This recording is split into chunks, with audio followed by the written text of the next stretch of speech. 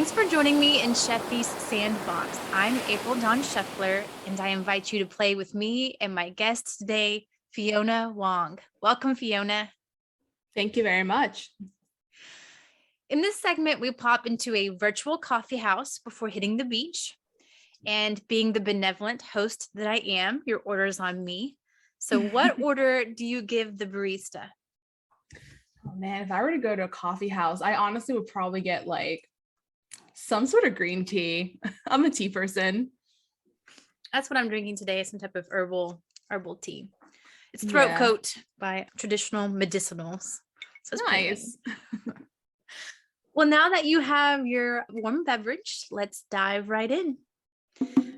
Sometimes living one's purpose and going through this human experience can look like playing small, but other times it can look like playing big. So in your spotlight moments, Fiona, have there been any claims to fame, times that our listeners may have seen you or your work? I'm not sure if I have any claim to fame moments. I think what I am known for is my writing about human design. I have a human design blog, and most of the stuff in there, especially some of my earlier writing from about a year or two ago, it was just like a hobby blog where I put down my feelings. Very 2000, if people remember like the days of Zanga and Tumblr, where people just vomited their feelings on paper, digital paper. And for some reason, a lot of the posts got really popular. It was just no marketing behind it, no real trying to sell anything behind it, but people enjoyed it, and I've just kept going. Well, guests are asked to choose a word or phrase that they would like to hear used more often in everyday conversation, something that doesn't get enough play or enough airtime. And the prior guest chose the word bamboozle. So you are tasked to try to somehow fit that into our conversation today, okay? Okay.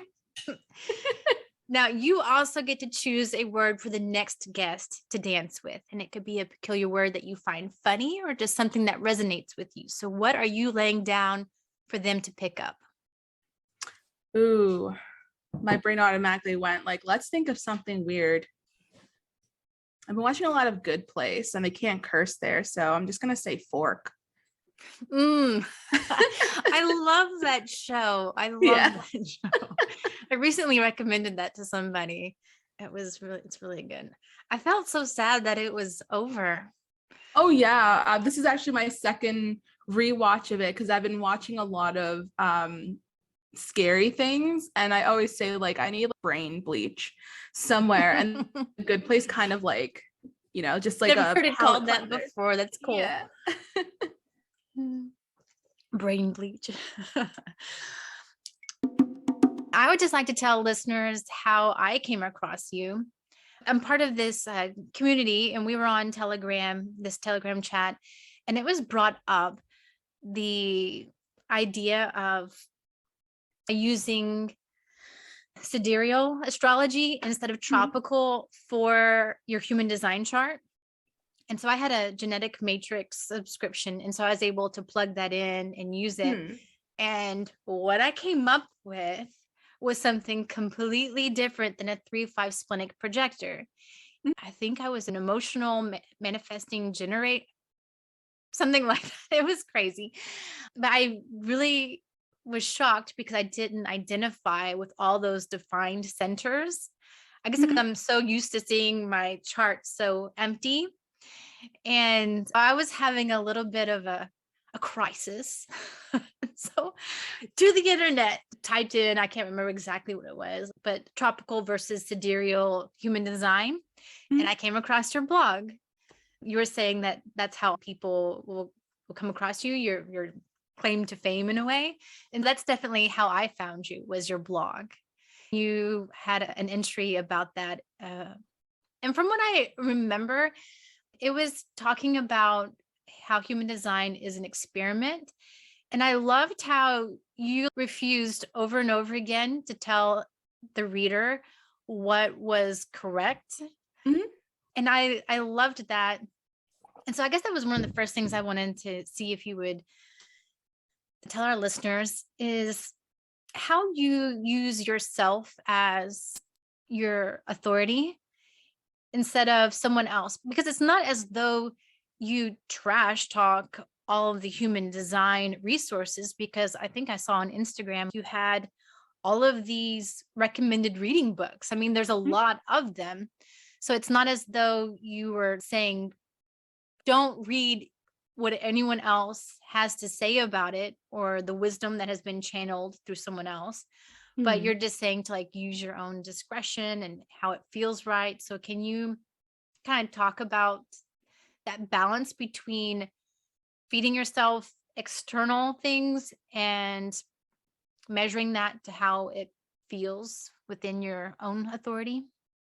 For me, I'm self-projected. So I trust what comes out of my mouth more than I trust how I feel or what I'm experiencing internally. For example, if someone was to like give me a plate of food and I put it in my mouth and like I can hold it in, I can just be like, if I like it, I don't like it, I can hold it in. But the moment someone asks me that question, so do you like it? It's very difficult. Some people can probably relate to this, especially with defined throat centers. Your mouth betrays what's up here. There's what you want to say mentally because you want to be polite, but then your mouth just bleh, oops, my bad, I'm sorry.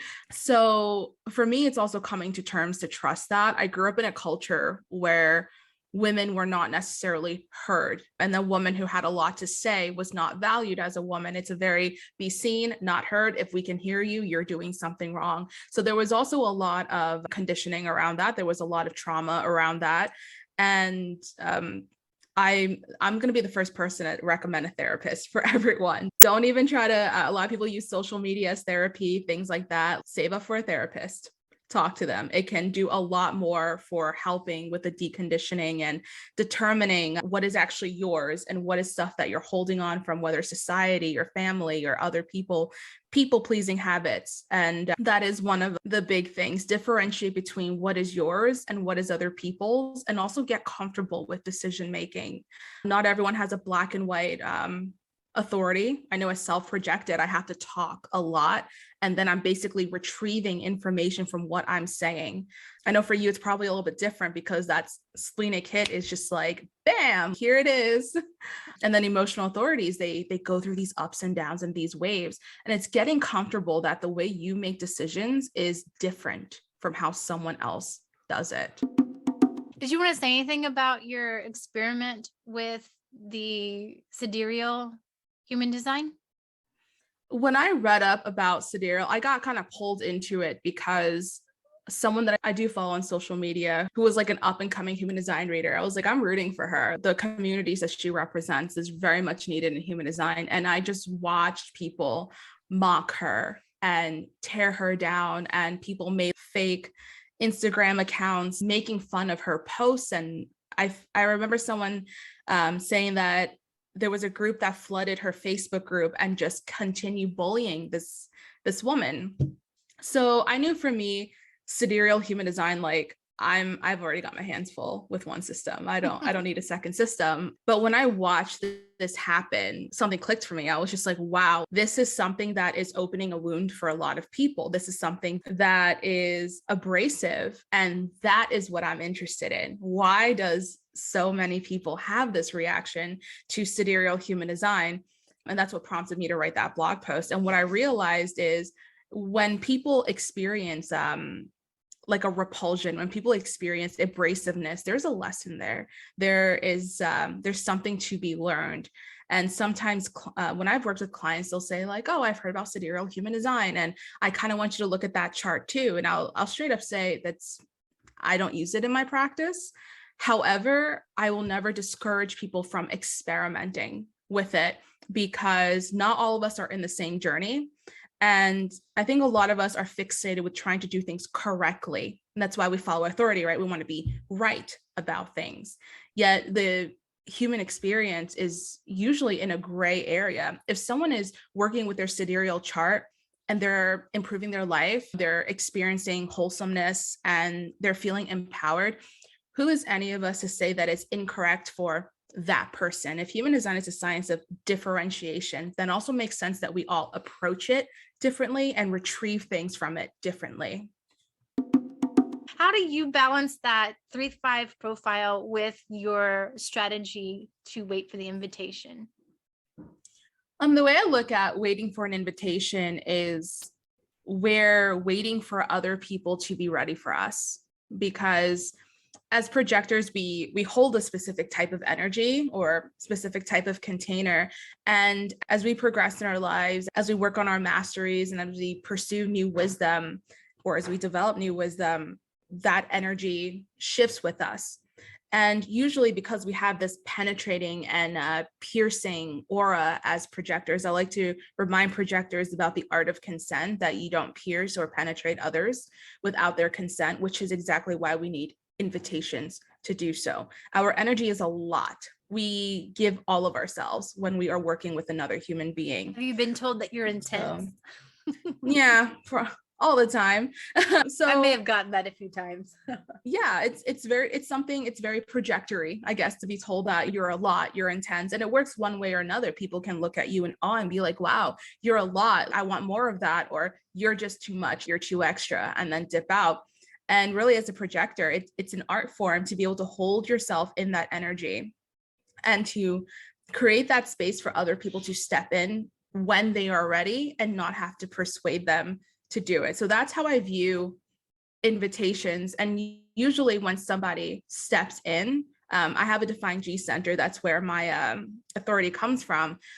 If I'm not speaking, I will feel some sort of tug towards or away from that experience or that person. Sometimes I will say it feels like there's a rope that gets tied around my G center, and I'll feel like I'm being tugged in a specific direction, because the G center is also about direction.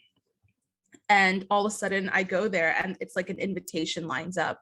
So everything is divine timing for me. You continue on your journey, and then all of a sudden, especially as a 3-5, that 3, I call it the baby in the helmet scenario, where it's like there's a baby and they're wearing a helmet and they're just running down the hallway and they smack their head onto something. Ooh, an invitation. Like, we're just there doing these things, whatever it is we're doing. And then all of a sudden it's like, it smacks us in the face. Oh, okay, great, terrific. Do I want this invitation? Is it expired? What is it? And then we continue on. Yeah, I like that visual. So how did you come across human design, and what was it that spoke to you about it? I was a virtual assistant and I was not getting along with my client who's a manifester. And she said, let's go get our human design charts done. Okay, cool, let's do it. But when it was getting done, it was a generator who read our charts, and she was an incredible human design reader, but I was not ready in that time of my life. I was not ready for what she had to say. And I was kind of like, this is a BS system. Don't really like it. Waiting for an invitation is not really my thing. And then a couple of months later, I came to the realization that the best opportunities for me have always come from some sort of invitation, and I didn't need to go and pursue it. However, personality-wise, I don't feel like I'm a tired person. I don't feel like I need to nap or do all these things that people say that projectors need to do. I like to take initiative often, and I do a lot in a very short amount of time. And I just felt like I did not align with what it says a projector is. Later on, I learned how to read my own chart. I kind of just downloaded a software and bought a bunch of books and took a couple of self-led courses. I learned how to read my own chart, and I realized that it's not just about what is a projector, but it's also about all the centers and the gates. What do these things have to say about you? And that's when I started aligning more with my chart. So I'm realizing the type is just what pulls people in, but when you actually get into the meat of the design, it starts to make more sense. Right, because there are such thing as energy projectors when you Right. have an energy center defined, because to me, I couldn't do the 12, 14-hour days.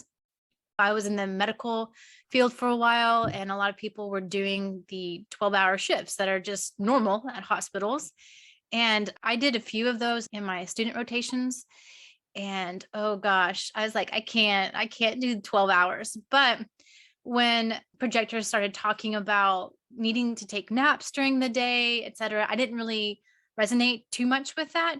And then that's when I realized that I am what they call an energy projector, because I do have some motor centers defined.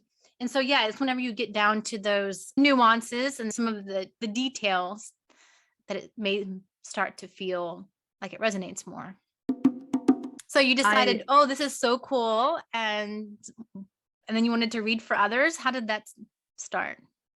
I was actually going to be a copywriter because I love writing and marketing is my other passion. So I joined a course. It was like a mastermind, and we all got stuck in this specific part of the mastermind. I said, well, I guess I'm going to go look at my human design chart and see what it has to say. And everyone else was like, can you do mine too?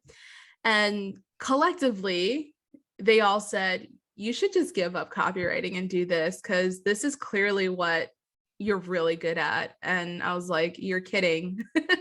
I do have a background in like palm reading and card reading and all of these things. So for me, it was like, reading a chart. It's like breathing. So I told them I'll give it 2 months. And I just made a post on my Facebook. And I was like, I'll read your chart for $120. Hit me up if you want a reading. And I made like $5,000 that period of time. I was like, holy crap. I didn't even have a website. So that invitation kind of came full force. And I was like, yeah, cool. Let's give it a try. As a 3-5, I don't like to commit to anything long-term. I like to just say, I'm going to do it for this block of time and then review how I feel about it and then adjust from there. So that's what ended up happening. I just started reading for people, and I guess I'm on this train now because it hasn't stopped. Are you still liking it? You still enjoying it? I very much enjoy human design. I'm currently not doing readings like at the time we're doing this podcast, simply because I want to focus on building more accessible resources, because it's not cheap to get a reading from me, but I want human design to be more widely available. So I started making smaller products or things that are more self-serve in terms of human design. Yeah. Having come from a poor family growing up, yeah, the $150, it's like, wow. You start comparing that to what's your cell phone bill for the month or your electric bill for the month, and it's like, ooh, these tools are really helpful. They don't really feel all that accessible sometimes. I love your writing style. I can see how you said you really enjoyed the copywriting. I love your style. It seems very accessible. It seems I love the humor in it, and I love the realness of it, the authenticity. It's kind of raw. I like it. It's like real. It's like real writing, but it's beautiful. It's beautifully worded. So I think that's really cool. Let me ask you this, because I was like, how did this happen? How did you manifest a team to help you? The first person who joined my team was actually a woman. My ex-husband was stationed in Okinawa, Japan, and her husband was also stationed there. And during that time, I taught a lot of card reading courses and stuff, and she ended up joining my group, and we stayed in touch over the years. She decided, of course, as a manifestor, self-starter, she decided she wanted to try being a virtual assistant. And I remember that she edited young adult novels and she had a master's in PR. And I was like, I don't really have a huge budget right now, and you need your first client. Can we make something work?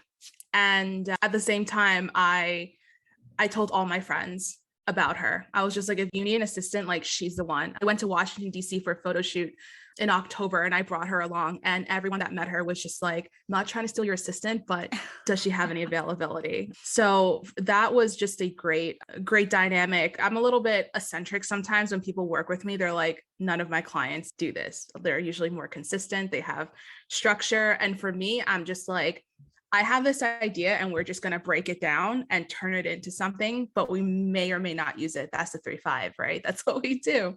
And not everyone can be in that type of environment. The rest of my team, everyone in my team are people who have followed me for some period of time and know my work. I have 2 manifestors on my team and another projector. So we have no defined sacrals here. Oh, wow. Yeah, so that, I guess that also plays into the invitation part. It's not just here's a job application who wants to work with me. It's people had already interacted with my energy and was just like, I can help you. We can magnify this. We can do more with this. And it's like, yeah, I like the sound of that. Let's do it. I was going to ask you if you saw anything else on the horizon other than human design for you, but you were saying that right now it basically is human design, but just creating some smaller offerings. Right. That's for me. I'm also a investor in small businesses. So indie video game companies, like there's a bra company I invested in because they're inclusive. And when I mean inclusive, I think a lot of us have worn bras where it's just like, I'm being skewered right now. There's something stabbing me. I'm not comfortable. I can't wait to go home. And this company has whatever your body size, whether you're nursing, you're not nursing, the bras work. So I wanted to invest in that company. I have someone he created this like thing for new barbers, this product to help them learn how to cut hair. And I was like, yeah, we'll invest in that. So that's one of the other things I want to do. I want to take the money I earn from what I do in human design, and I want to reinvest it in other people's dreams that I want to see come to life, because all this stuff comes full circle. Every time you invest in something, every time you pay somebody, it's a vote for them. It is saying, I support you. That's beautiful. It just reminds me that when you support the people and things that light you up, it enables them to help others. It's full circle. I remember with my Patreon group, the first lady to sign up, I was just really excited. I'm like, okay, what do you want to see in this Patreon group? Do you want a book club? Do you want videos twice a week? What do you want? And I would love to produce that for you. And she was like, I actually don't need anything. I just wanted to sign up to support you, because I know you support others with the podcast or whatever it is that you do. You're helping others. And so I want to help you. So it was just, that came to mind when you said that. Well, with you and your defined G center, is there anywhere that you're wanting to go in this conversation that we haven't talked about? The moment you said anywhere you want to go, I was just like, somewhere tropical, please, because I can't deal with this weather anymore. Honestly, I've just been kind of following your lead wherever you want to go. I'm happy to come along. Well, I think those were the main questions I had for you. I wanted to address the internal versus, the self-projected authority versus external authority. And I wanted to talk about how you manifested a team, because it's really cool. Generally speaking, when it's with a reader, you're just dealing directly with them, because it's like a one-person show. And so I was like a little jealous. I'm like, oh my gosh, this woman has a team. How did she make this happen? Because maybe it'd be this way for a lot of people, but speaking as a projector, it's like, I would so love that because there's only so much I feel like I can do. And I feel as though if there were other people as part of a team, it could be so much bigger. So that's why I asked you how you manifested that. Yeah, for sure. And I'm very protective of my energy because I know mechanically I only have so much. And I am a mom. I have a 8-year-old and a 6-year-old. So that's where the bulk of my energy goes. Then I have 4 animals on top of that. And that's why I needed an assistant. And I told her straight up from day one, it's the bane of my existence to answer emails because I just sit on them and then I want to respond, but then I don't know, is it too soon? What words do I use? I'm very good at writing blog posts and stuff, but communicating with people, I feel like maybe I'm just dumping on them or something. I don't know.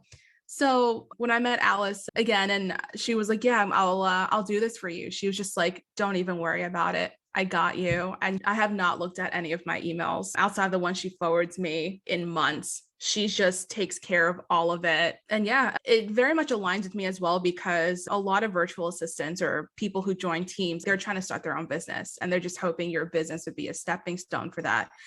People on my team either have their own business and I'm helping fund it through them working with me, or they have no interest in starting a business, but it's nice to bring in a couple of extra $1,000 a month to help the family.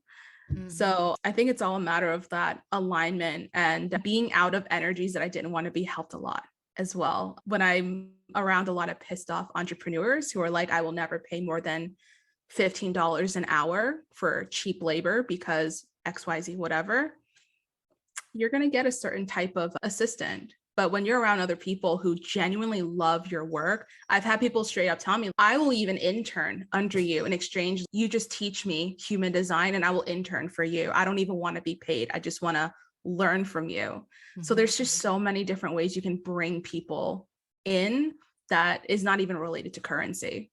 Mm-hmm.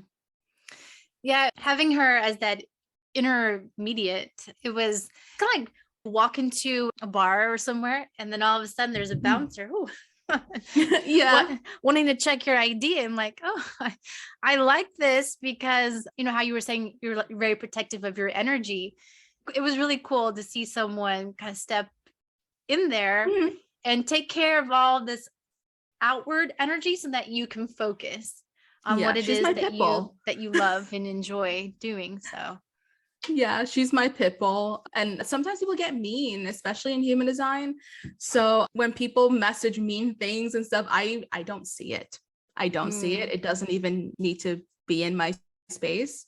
Yeah. And internally, I've always had this thing where it's just like, if people want me to listen to why they don't like me or what they don't like about my material, they can pay my hourly fee for it, because you're going to be tapping into my energy for that. So that's good. That's why I love having her there as well. She is my energy's bodyguard.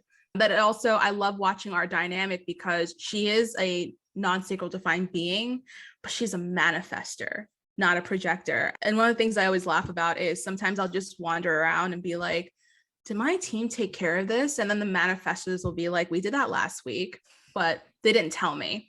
So I'm just at a point where I just trust that they've done everything, and they usually have. Oh, I love that. I love that trust that you can have with, with someone, especially when it comes to, it's great in all areas of life, but work is something that I don't think that we traditionally see that very often. So in closing, of course, protecting privacy, is there any type of story that you can share with us as to how human design has completely transformed a client's life? Like, why human design? What makes it so cool and important that your career is giving human design readings? I still don't know why people come to me for human design readings. The headline on my website right now is the coolest human design rabbit hole you'll ever find, because when I ask people, how did you find me? It's usually at the bottom of some sort of rabbit hole that they've been down for I don't know how much time. And then another story I hear is like, yeah, and then I just felt compelled to buy a reading from you. It's like, okay, terrific. A lot of clients will come back and they'll say, when we had our reading, it was kind of interesting. There was a lot going on. I have a tendency to fire hose people with their human design. And I tell them, you're not going to remember 99% of this, but then 3, 4, or 5 months from now, you're going to run into a situation and you're going to, for some reason, be like, maybe my human design will help me. And then they're going to listen to the recording and they're going to pull something out that they did not before. And that's usually what I get from my clients. They'll email me like months or like a year after their reading and say, I don't know why I didn't pick this up before, but then I did this, re-listened to the reading, and oh my gosh, everything makes sense now. And I've had to learn to trust divine timing. I used to feel like, oh, did they get something out of the reading? Did I do something wrong? And I would just feel myself want to overgive or compensate for something, especially if they weren't smiling at the other end of the Zoom call. And when I work through that, I realize I just have to let people come to understand how their human design plays out in their lives on their own timeline. Mhm. And that's it. Otherwise, I'm kind of just completely hands off. It's like, here's the reading, you do what you like with it. So, Fiona, how can people find out more about you and follow what you're making in your own sandbox? You can follow me on seeingstardust.com. That is the name of my website. I do have an Instagram. It's the wild pixel underscore. That's actually my old website name. I don't tend to use a whole lot of social media because I think it emotionally exhausts me. So most of my stuff is found on my website. I have an email list, and I much prefer just that intimacy of sending people emails versus like, let me get on this platform and bare my soul to the world. Also, here's a graphic that you may or may not like.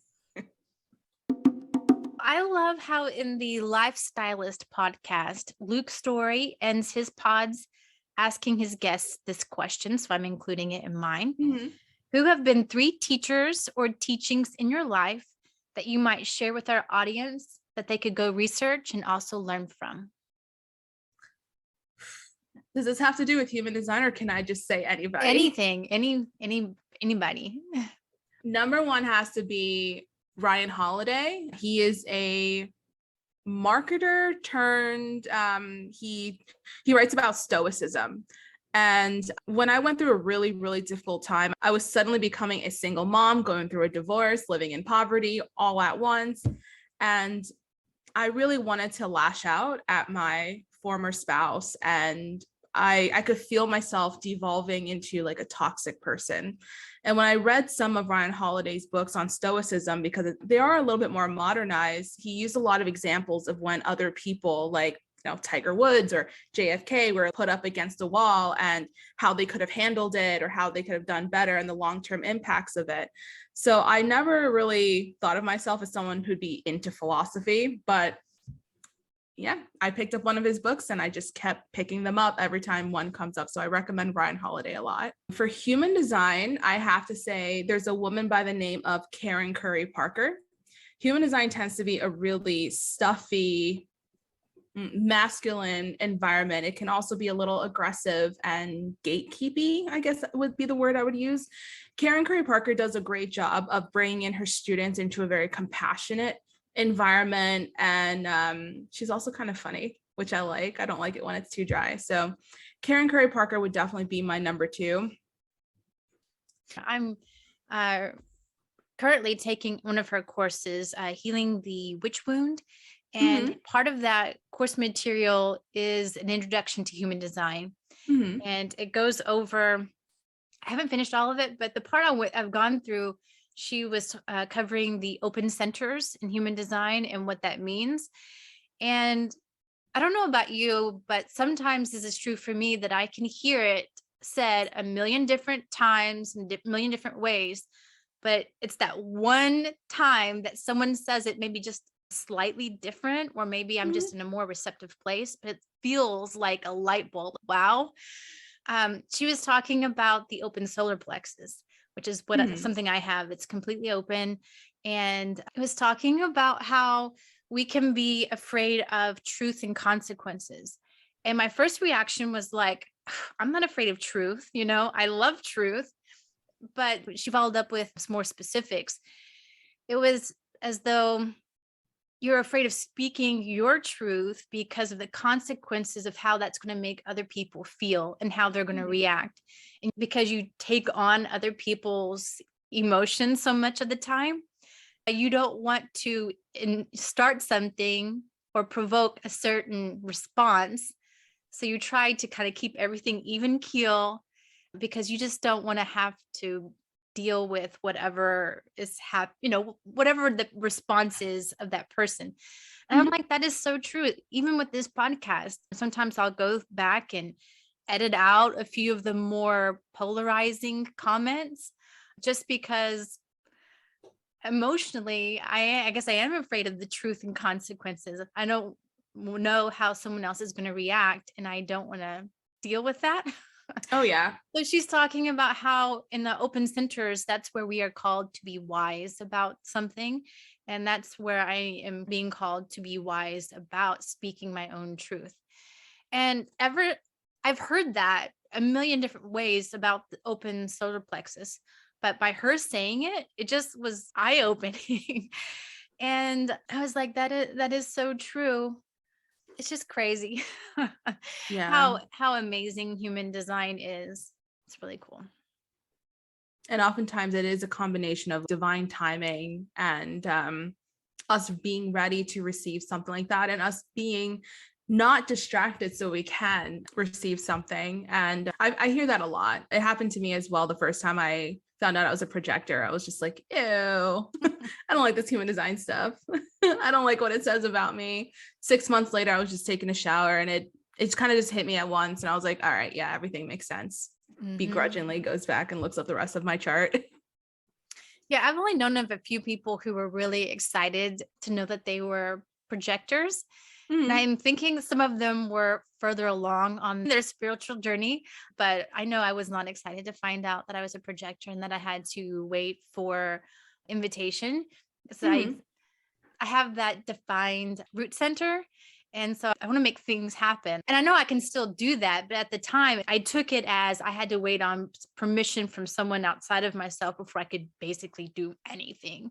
And that's definitely not what that's about. But yeah, I wasn't really excited either. All right. What is number 3? I think number 3 would not be an actual human being. I think a lot of my teachers actually end up being video games. The creator puts you in this simulated world, and you get to choose what you're going to do, how you're going to develop, what kind of story you want to play, when to stop, when to continue. And in a strange roundabout way, I feel like being in these simulations can be eye-opening because you're put into situations where it might be impossible in real life. You're put into situations where, because you're working with AI, you don't know, would I do that in real life? Is this cruel? You're put into moral ambiguous moral situations. So maybe that's a weird answer, but I think that would be a third teacher. Video games. I feel like video games are like books in a way, because books, it's a construct of the author. It is an artificial world that they created. And the difference is, in a video game, you are in control to some extent. And usually a lot of these paths, a lot of these stories are pre-written for you, but you get to choose how you play it out, and you get to choose certain routes that you take. So it's almost as if you're conscious in the simulation that you are a part of. And through that, you can extract a lot of different lessons. Even like meeting a character that's not a real person can have some sort of effect on people. It's like watching a good movie or reading a good book, getting attached to certain characters, hating other characters. And it is part of the human experience. I mean, even the lives we lead now, like how much, and we discuss this in human design, how much control does any of us really have? I live in an apartment building, not because I want to, but because the housing market's a little wild right now. And there's all of these other factors that play into the decisions we make every single day. So at least there, it's a simulated environment where we could have that back and forth, trying to learn something, trying to experience something, but then we get to shut it off and carry on with this other world we live in. So the video games are helpful because you're able to turn it off, or is it helpful because of what you're learning within the video game about choice within a simulation? So it's both. Both. Yeah. And most video games do not live in just that contained environment. It very much bleeds into real life, whether you're interacting with another person in the fandom and you're discussing the creation of a character, how that impacts your real life, or something as something that seems so minor as a character who lives, who represents a certain group of people who doesn't get representation, usually being able to see that there's a domino effect of how it bleeds into real life. The thing about no choice in human design is we don't have control over the mechanics that we were born in. So a manifestor is mechanically different. Like if we were all, I'm going to keep using robot analogies, I guess. If we were all like types of robots, our operating manuals would be different. That's how we differentiate between different human design types.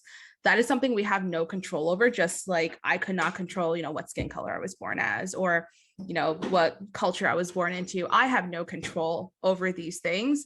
However, the way I use the tools that were given to me, because every mechanic is a tool. It's like a baseball bat versus a book. Both can smash a window, but they're going to go about it a different way. So that's how I look at when we say we have no choice. We have no choice over the mechanics of who we are and how we operate. However, the way that we use these tools is different from person to person. That's where we do have control over ourselves. How we again, how we react to things, how we enter certain situations. And environment is also a big factor that I think gets glossed over quite a bit. For example, we've heard of generational trauma. We've heard of people being a product of their environments. If someone is working a job where everyone is really negative, everyone's complaining all the time, it's very difficult for that person to sustain their own positivity, to sustain their own optimism. I've seen this with marketing. Let's say there's a book that comes out. A lot of people will often read the reviews before they read the actual book. And now these reviews can taint your idea of whether this book is good or bad. It could be a horrible book that you would have never liked, but because there's so many glowing reviews, you might be like, oh yeah, it's not so bad. The little bit of hive mind. So you can still choose to read that book and then experience lack of choice about whether you like it or not because of what you're predispositioned to. Are you someone who tends to be a little bit more appeasing and go with the flow? Do you tend to go against the grain? So if everyone likes something, you automatically hate it. There's all of these factors that are in play. Oh, it reminds me, the reason why I didn't go see the most recent Matrix movie is because I was hearing all of these reviews about how horrible it was and how it didn't reach nearly its potential. I had been really excited about watching it, but then there are other people I know who really liked the series, and for them to say that it was disappointing, I kind of trusted that. But yeah, that just reminded me of taking someone else's, having them taint it, so I didn't even try it. Yeah, I love campy horror shows. So people be like, oh, it's so cheesy, like all of this. And I love 80s slasher horror. I love the stuff in the 90s, like the Scream movies. So corny, but I love them. And I think that's a part of why I am also not on social media, because word of mouth marketing is the most powerful form of marketing. And the more I stray away from, especially as a projector, we're so sensitive to the world around us. I like to disconnect from it and remember, well, what do I like? Who am I? Would I enjoy this? Then let's try it. Forget what other people think. Well, to say goodbye, what I've been trying, because goodbyes can be a little awkward sometimes, and this probably makes it no less awkward, but I am going to press end meeting after the count of 3. I'm going to count to 3, and then you and I are both going to blurt out the name of a video game. Oh man. And that's going to be it. All right. Thank you so much, Fiona. Okay. 1, 2, 3. Sonic Undertale. Okay.